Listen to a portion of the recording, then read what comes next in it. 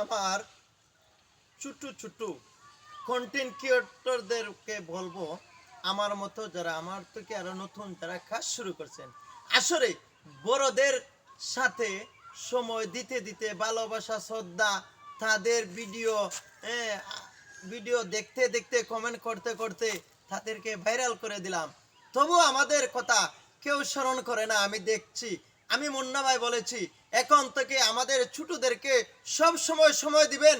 ছোটরা দেখবেন আপনার ভিডিও, সব সময় দেখবে, লাইক কমেন্ট শেয়ার দেওয়া সব সময় থাকবেন। ছোটদেরকে নিয়ে চলা আমি মনে করি অনেক ভালো।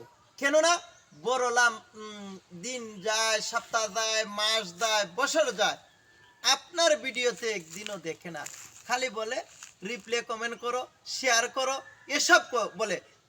তাদের কথা শুনতে শুনতে শুনতে শুনতে আমরা জীবন ক্লান্ত হয়ে পড়ে গেছে। দেখেন, ক্লান্ত হয়ে এই আটতলার মধ্যে উঠে আসলে সবার কথা স্মরণ করে বলতেছি, আসলে এই যে বাঙ্গা, এই বাঙ্গার মতো একদিন সবাই বিলীন হয়ে যাবেন। আসলে ছোটদেরকে ভালোবেসে সব সময় তাদেরকে সাথে নিয়ে এগিয়ে যেতে হবে। বুকে বুক জড়াইয়া ভালোবাসার মাধ্যমে এগিয়ে যেতে হবে।